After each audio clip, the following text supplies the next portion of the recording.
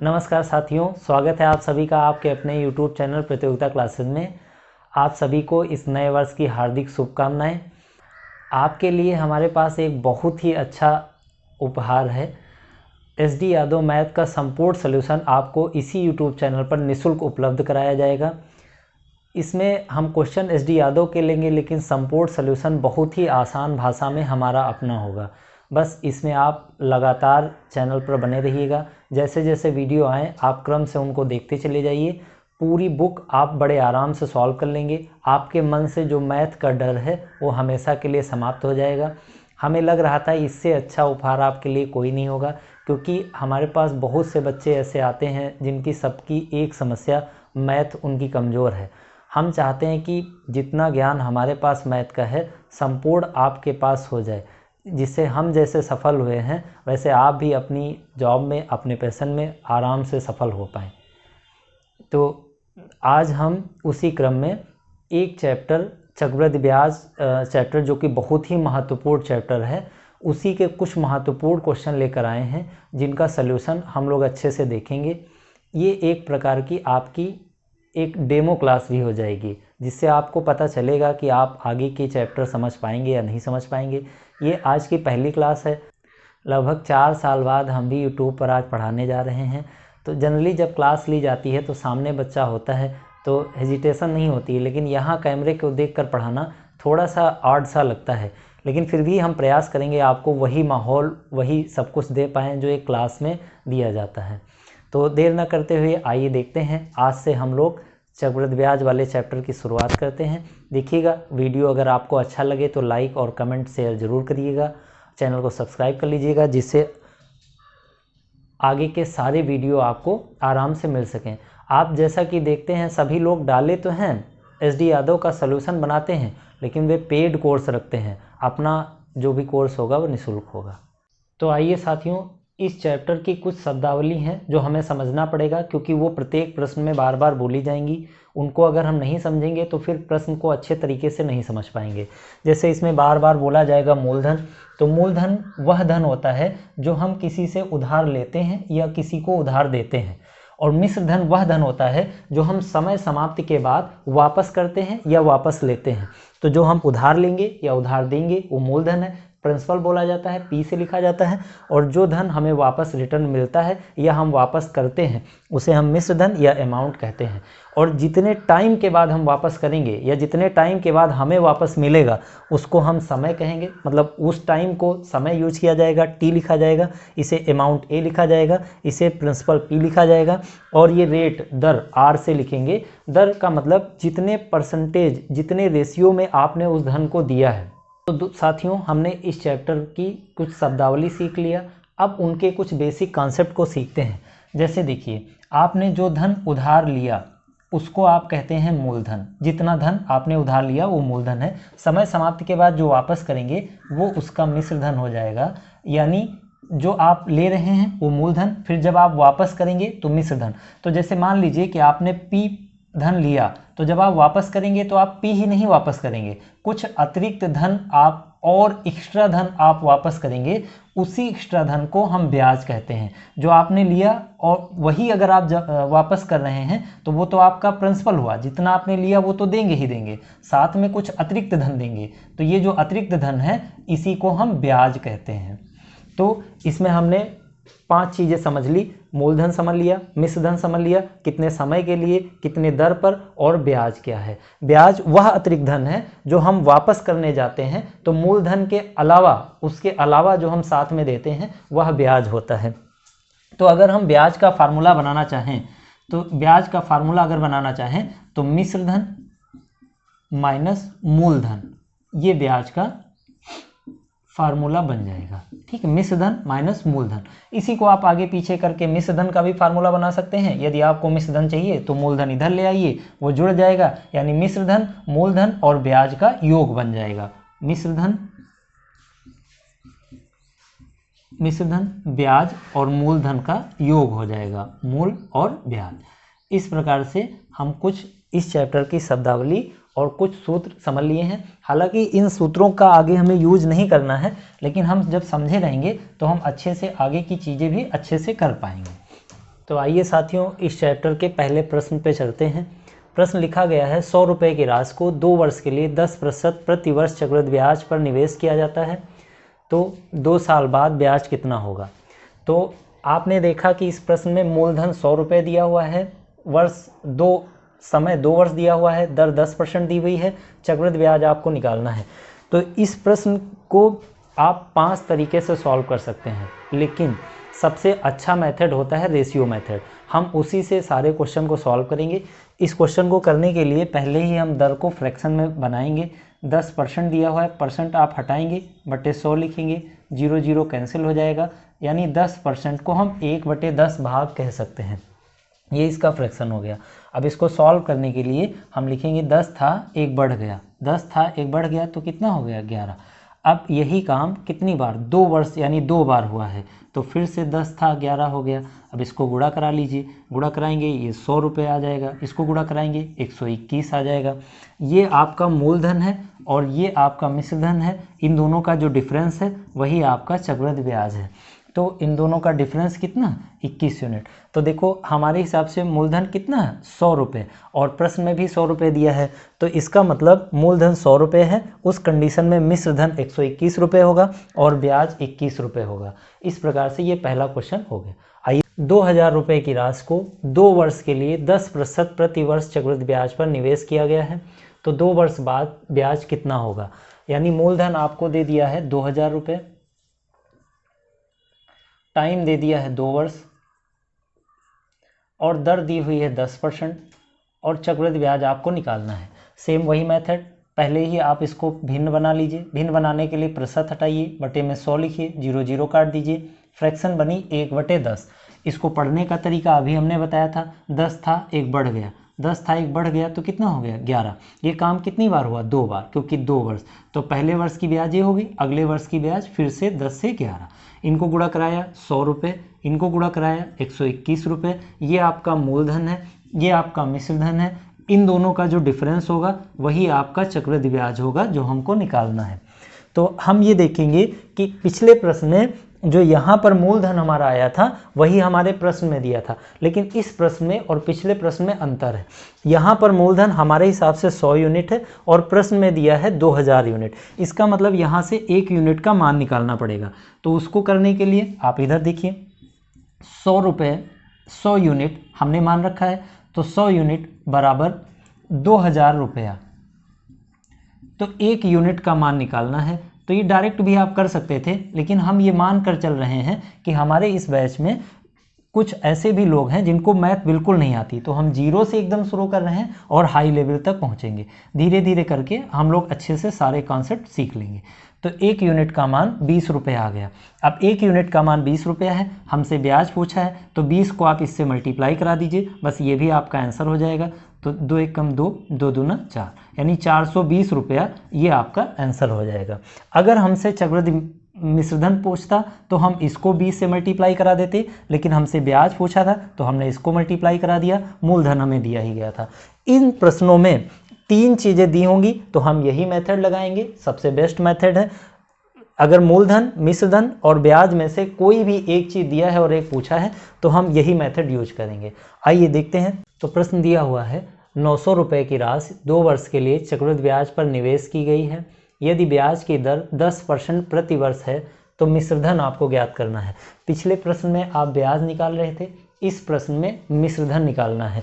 तो आइए जरा देखते हैं। मूलधन दिया हुआ है 900 रुपये, समय दिया हुआ है 2 वर्ष, दर दी हुई है 10% और आपको अमाउंट पता करना है। सबसे पहले वही मेथड, आपको इसको फ्रैक्शन बना लेना है। 10% हटाएंगे, बटे 100, 0 0 काटेंगे, 1/10। अब ये आप अच्छे से समझ गए हैं। अब हम आगे से इसको नहीं लिखेंगे, डायरेक्ट लिख लेंगे, ठीक। तो 10 था और 1 बढ़ गया, तो कैसे लिखेंगे, 10 था 1 बढ़ गया 11 हो गया। ये काम कितनी बार हुआ, 2 बार। तो फिर से इसको गुणा करा लीजिए 100, इसको गुणा करा लीजिए 121। ये आपका मूलधन हो गया, प्रिंसिपल, ये आपका अमाउंट हो गया। इनका जो डिफरेंस है यही इसका CI है, चक्रवृद्धि ब्याज है। अब देखिए हमारे हिसाब से मूलधन कितना रुपए है, 100 रुपये, और दिया कितना है 900। इसका मतलब हमने जो माना है उससे जो रियल वैल्यू है वो 9 गुना ज़्यादा है। 100 रुपये हम मानकर चल रहे हैं और वो 9 गुना ज़्यादा है।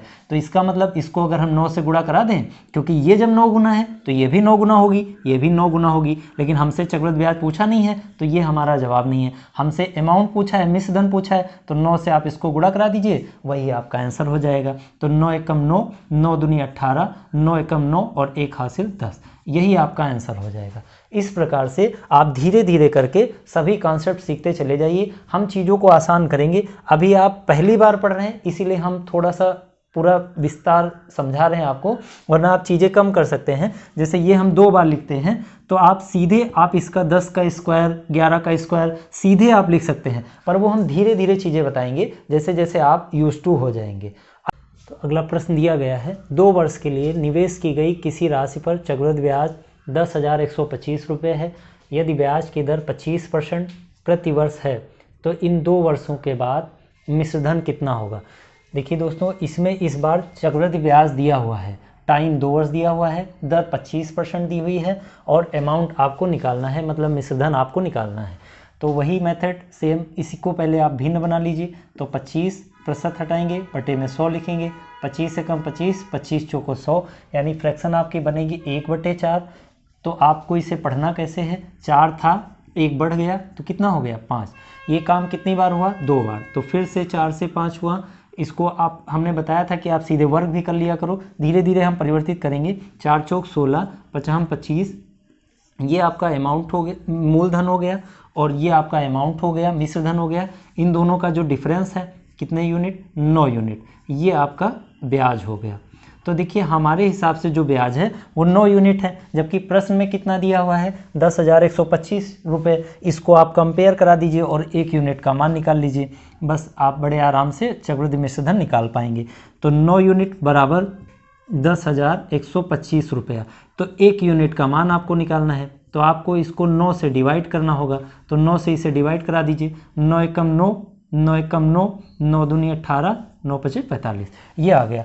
अब ये मान 1 रुपये का, 1 यूनिट का इतना रुपया मान आ गया है। अब इसको आप यहाँ मल्टीप्लाई करा दीजिए, 11 25। इसको जब आप 25 से मल्टीप्लाई कराएंगे तो आपका आंसर आ जाएगा 28,125, यही आपका फाइनल आंसर हो जाएगा अमाउंट। चक्रवृद्धि मिश्रधन दिया था, आपको अमाउंट निकालना था, तो कुछ नहीं करना है, 1 यूनिट का मान आप कंपेयर करके निकाल लीजिए, उसी 1 यूनिट से इसको मल्टीप्लाई करा दीजिए, आपका फाइनल आंसर आ जाएगा। आइए देखते हैं फिर अगला प्रश्न। प्रश्न दिया हुआ है, 3,000 रुपये की राशि को 20% प्रति वर्ष की चक्रवृद्धि ब्याज की दर पर निवेश किया गया है, तो 2 वर्ष का चक्रवृद्धि ब्याज कितना होगा। तो देखिए इस प्रश्न में मूलधन दिया गया है 3,000 रुपये, समय दिया हुआ है 2 वर्ष और दर दी हुई है 20% और आपको चक्रवृद्धि ब्याज निकालना है। तो चलिए सेम वैसे ही करते हैं। 20% जब आप फ्रैक्शन बनाएंगे तो 1/5 आएगा। अब ये आप जान गए हैं, प्रतिशत को हटाना है, बटे में 100 लिखना है, काट देना है, 1/5 आपका फ्रैक्शन बन जाएगा। अब इसको पढ़ने का तरीका भी आप जान गए हैं, 5 था 1 बढ़ गया, 5 था 1 बढ़ गया तो कितना हो गया 6। ये काम कितनी बार हुआ, 2 बार। तो अब हम सीधे इसका वर्ग कर देंगे, आगे से ये नहीं लिखेंगे, इसका सीधे वर्ग लिखेंगे। इस बार लिख दे रहे हैं, धीरे धीरे धीरे धीरे हम पैटर्न पे आएंगे और बहुत ही फास्ट, बहुत जल्दी इसका जवाब दे लेंगे, लेकिन आराम से चलेंगे तभी ये हो पाएगा। अचानक से कोई भी चीज़ समझ में नहीं आएगी, तो धीरे धीरे करके हम लोग समझेंगे। तो 5 का स्क्वायर 25, 6 का स्क्वायर 36, ये हमारा मूलधन, ये हमारा मिश्रधन, और इन दोनों का जो डिफरेंस आएगा वो आएगा 11 रुपये, ये होगा चक्रवृद्धि ब्याज। तो इस तरह से ये हमने देखा, ये हमारा 25 यूनिट मूलधन आ रहा है, 36 यूनिट मिश्रधन आ रहा है और चक्रवृद्धि ब्याज 11 यूनिट आ रहा है। अब इसका कंपेयर करा दीजिए, तो मूलधन हमारे हिसाब से 25 यूनिट है, लेकिन प्रश्न में 3,000 रुपये दिया हुआ है, तो 25 यूनिट बराबर 3,000 रुपया। तो 1 यूनिट बराबर निकाल लीजिए 3,000/25। तो जब आप 25 से 3,000 को काटेंगे तो 12 बार ये कैंसिल हो जाएगा, 1 जीरो बच जाएगा, वो आप लगा दीजिए। तो 1 यूनिट का मान आ गया 120 रुपया। इस 120 रुपये को आपको चक्रवृद्धि ब्याज निकालना है तो वहाँ गुणा करा दीजिए। अगर मिश्र धन निकालना होता तो इसमें हम गुणा करा देते, तो 11 12 गुणा करते हैं 132 आता है, एक लास्ट में जीरो लगा है, वही आप बढ़ा लीजिए, यही आपका फाइनल आंसर हो गया। इस प्रकार से आप किसी भी प्रश्न को बड़े आराम से लगा सकते हैं, बस आप रेगुलरिटी बनाए रहिएगा, ये भागना नहीं इधर उधर। हमारे पास फैसिलिटी कम है लेकिन हम आपको अच्छे से समझा सकते हैं, जैसे जैसे हम लोग आगे बढ़ते जाएंगे वैसे वैसे फैसिलिटीज़ बढ़ाते चले जाएंगे। ठीक है, आप सबका सहयोग रहेगा तो हम भी सारी फैसिलिटी के साथ आपको सारी सुविधाएं प्रोवाइड कराएंगे। प्रश्न दिया हुआ है 25,000 रुपये पर 3 वर्षों के लिए 10% वार्षिक दर से चक्रवृद्धि ब्याज कितना होगा। तो देखिए, मूलधन दिया हुआ है 25,000 रुपये, इस बार समय दिया हुआ है 3 वर्ष और दर 10%, तब आपको ब्याज निकालना है। हम लोग धीरे धीरे आगे बढ़ रहे हैं, इस बार 3 वर्ष वाला क्वेश्चन करते हैं, इसको फ्रैक्शन बनाएंगे। आप जान गए हैं, कई बार कर चुके हैं, 10% फ्रैक्शन बनाता है 1/10 भाग। इसको पढ़ने का तरीका भी आप जानते हैं, 10 था 1 बढ़ गया, 10 था 1 बढ़ गया, तो कितना हो गया 11। अब हम देख रहे हैं हमें ये काम कितनी बार करना है, 3 बार। तो चाहे तो 3 बार लिखकर गुणा करो या सीधे आप वर्ग कर लीजिए। हम पहली बार कर रहे हैं इसलिए गुणा करेंगे, आगे से हम सीधे घन कर देंगे, इनको 3 बार गुणा ना करके घन कर लेंगे। तो 10 10 10 गुणा कराइए तो आपको मालूम है कितना आ जाएगा 1000। इनको गुणा करा लीजिए, 33 13 31, ये इसका घन 11 का, ये घन 10 का।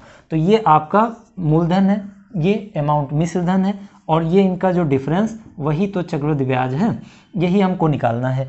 तो देखिए, मूलधन हमारे हिसाब से 1000 है और प्रश्न में दिया हुआ है 25,000, इसका मतलब 1000 का 25,000 25 गुना ही तो है।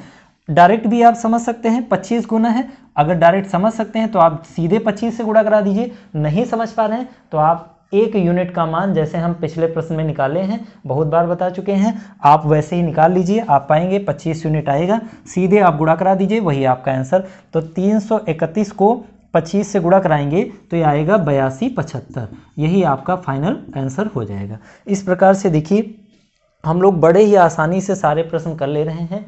अब हम लोग देखते हैं अगला प्रश्न दिया हुआ है 5,120 रुपये की राशि पर 12.5% की दर से 3 वर्ष का चक्रवृद्धि ब्याज कितना होगा। तो मूलधन दे दिया 5,120 रुपया, दर दे दिया 12.5% और समय दे दिया 3% और चक्रवृद्धि ब्याज हमसे पूछ लिया है। 12.5 को हम ऐसे भी लिख सकते हैं, ठीक, तो ये ऐसे भी लिख दिया जाता है, ऐसे भी लिख दिया जाता है। हम इसको सब समझेंगे जब हम प्रतिशत पढ़ेंगे, वहाँ पर हम आपको अच्छे से इसे समझाएंगे कैसे इसे भिन्न बनाया जाए आसानी से। अभी फ़िलहाल आप इतना समझ लीजिए कि इसको पहले इससे मल्टीप्लाई करा के ये जोड़ दीजिए, तो 12 दूना 24 1 25, तो 25/2 इसको सरल भिन्न बनाया जा सकता है ऐसे करके। प्रतिशत हटाएंगे तो 1/100 लिखेंगे, 25 एकम 25, 25 चौको 100, 4 दूनी 8 और ऊपर बचा 1, 1 एकम 1, नीचे बना 8। इसका मतलब ये हुआ 12.5% की फ्रैक्शन बनेगी 1/8। इसको हम कैसे लिखेंगे, 8 था 1 बढ़ गया तो 9 हो गया। अब ये काम कितनी बार चलना है, 3 वर्ष, यानी 3 बार आपको ब्याज मिला है। तो पहले 8 से 9 हुआ, फिर 8 से 9 हुआ, फिर 8 से 9 हुआ, तो ये कुल मिलाकर ये 8 का क्यूब हो जाएगा। 8 का क्यूब कितना होता है 512, और ये 9 था, सॉरी 8 लिख दिया, 9 का क्यूब 729। अब ये आपका मूलधन, ये आपका मिश्रधन, और इन दोनों का जो डिफरेंस है कितना 217, ये हो जाएगा इसका चक्रवृद्धि ब्याज।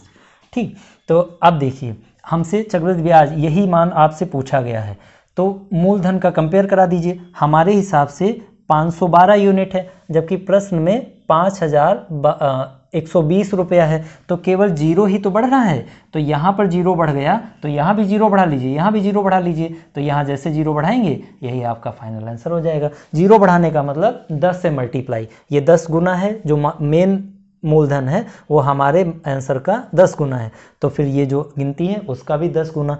अगर हमसे मिश्रधन पूछा जाता तो यहाँ हम 10 से गुणा करा देते, 10 से गुणा कराने पर कुछ नहीं, बस केवल जीरो बढ़ा दिया जाता है, यही आपका आंसर हो गया। आइए देखते हैं अगला प्रश्न दिया हुआ है 1,000 रुपये की राशि 3 वर्षों के लिए चक्रवृद्धि ब्याज पर निवेश की गई, यदि ब्याज की दर पहले 2 वर्ष के लिए 10% प्रतिवर्ष है और तीसरे वर्ष के लिए 50% प्रतिवर्ष है, तो चक्रवृद्धि ब्याज ज्ञात कीजिए। तो देखो, इस प्रश्न में 1,000 रुपये मूलधन दिया हुआ है, दर पहले 2 वर्ष के लिए दर 10-10% दी हुई है, फिर तीसरे वर्ष के लिए 50% दी हुई है, 3 वर्ष के लिए धन दिया गया, तो आपको चक्रवृद्धि ब्याज निकालना है। तो सबसे पहले देखो यहाँ पर 2 वर्ष के लिए तो दर समान है, लेकिन तीसरे वर्ष के लिए अलग अलग है। तो 10% को फ्रैक्शन बनाएंगे 1/10, यहाँ भी 1/10, लेकिन जब आप 50% को फ्रैक्शन बनाएंगे तो 1/2 बनेगा। प्रतिशत को हटाएंगे, बटे में 100 लिखेंगे, 0 0 काट देंगे, 5 से डिवाइड करेंगे तो 1/2 बनेगा। अब इसको पढ़ने का तरीका बताया था, 10 था 1 बढ़ गया, 10 था 1 बढ़ गया तो कितना हो गया, 10 था 1 बढ़ गया तो 11 हो गया। ये काम कितनी बार हुआ, 2 बार, तो फिर से 10 से 11 हुआ, लेकिन यहाँ पर 2 से 1 बढ़ा तो 3 हुआ। इनको गुणा करा लीजिए, तो 10 10 गुणा कराया 100, 100 को 2 से गुणा कराया 200, और तो 11 11 121, 121 को 3 से गुणा कराएंगे तो 3 एकम 3, 3 दूनी 6, 3 एकम 3, यानी 363। इस प्रकार से ये अमाउंट हो गया मूलधन, ये हो गया मिश्रधन, लेकिन हमको निकालना है चक्रवृद्धि ब्याज, तो हम इनका गैप निकाल लेंगे। डिफरेंस कितने का है, तो डिफरेंस है 163 यूनिट का, तो 163 रुपया ये हमारा चक्रवृद्धि ब्याज है। अब हम देख लें कि रियल में मूलधन 1000 दिया हुआ है, जबकि हमने कितना मान रखा है 200, तो 200 यूनिट बराबर 1000 रुपया। तो 1 यूनिट का मान निकालना है, तो 1000 को 200 से डिवाइड कर दीजिए, तो 2 जीरो लास्ट के निपट जाएंगे, 2 से इसको काटेंगे 5, यानी 1 यूनिट का मान हो जाएगा 5 रुपया। तो जैसे ही आप इस 1 यूनिट का मान निकाल लेंगे, यहाँ 5 से मल्टीप्लाई करा दीजिए, तो 163 को जब आप 5 से मल्टीप्लाई कराएंगे तो 815, ये आपका फाइनल आंसर हो जाएगा। ठीक, इस प्रकार से हम सारे क्वेश्चन को बड़े आराम से कर लेंगे। आइए देखते हैं अगला प्रश्न दिया हुआ है, चक्रवृद्धि ब्याज पर निवेश किया गया 5,000 रुपये का मूलधन 50% प्रति वर्ष की दर से 3 वर्ष में कितना हो जाएगा। तो इसमें मूलधन दे दिया गया 5,000 रुपया, दर दे दिया गया 50% और समय दे दिया गया 3 वर्ष। तो और हमसे पूछा गया है अमाउंट कितना होगा, चक्रवृद्धि मिश्रधन कितना होगा। तो इसको फ्रैक्शन बनाएंगे, 50% फ्रैक्शन अभी बताया था 1/2 बनता है। पढ़ेंगे कैसे, 2 था 1 बढ़ गया, 2 था 1 बढ़ गया तो कितना हो गया 3।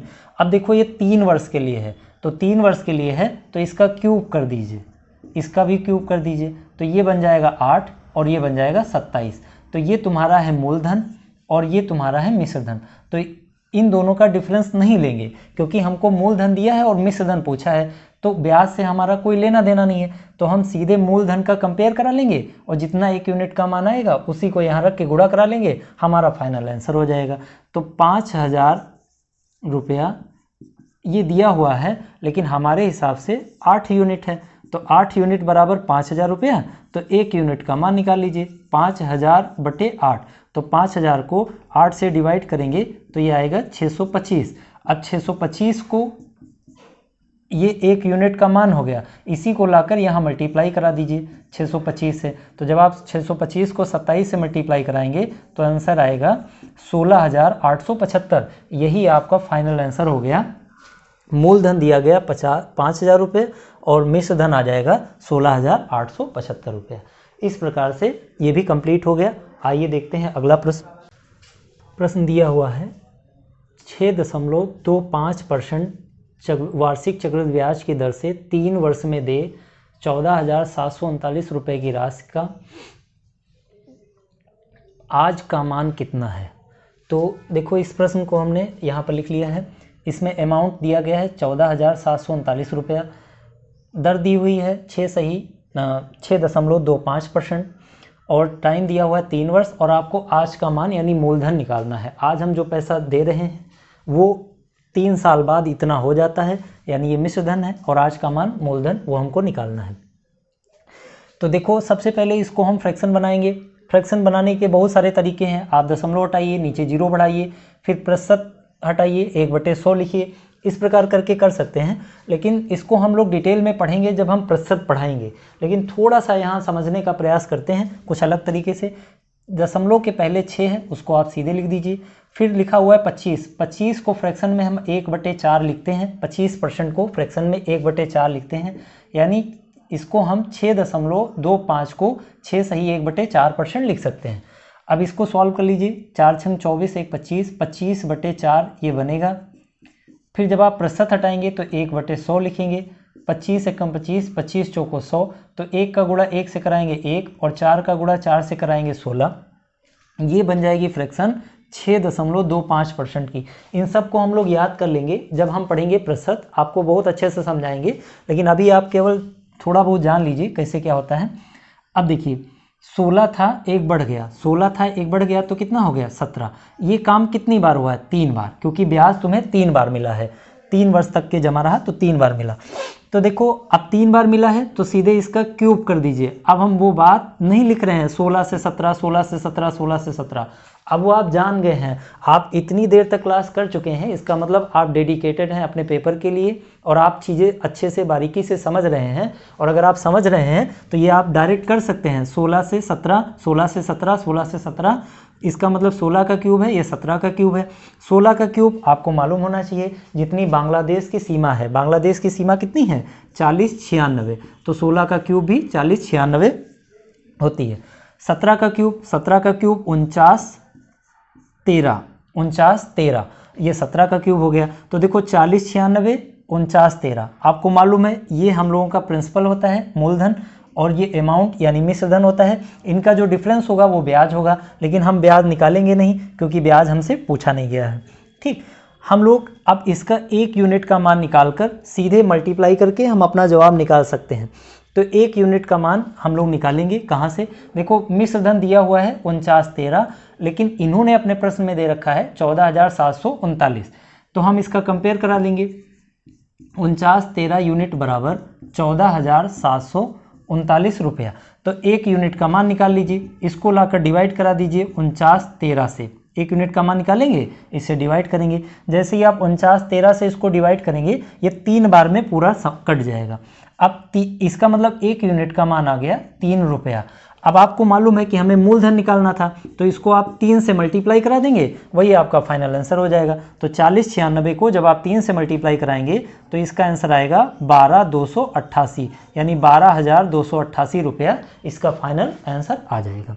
इस प्रकार से हमने इस प्रश्न को भी कर लिया। ये काफ़ी कॉम्प्लिकेटेड प्रश्न था, लेकिन इसमें चीज़ें हम अगर ध्यान रखेंगे तो बड़ी आसानी से हो जाएंगी। क्यूब आपको 20 तक याद करना पड़ेगा, आपको रीजनिंग में भी फ़ायदा मिलेगा और मैथ में भी मिलेगा। क्यूब नहीं याद करेंगे तो समस्याओं का सामना करना पड़ेगा। ठीक, आइए देखते हैं अगला प्रश्न।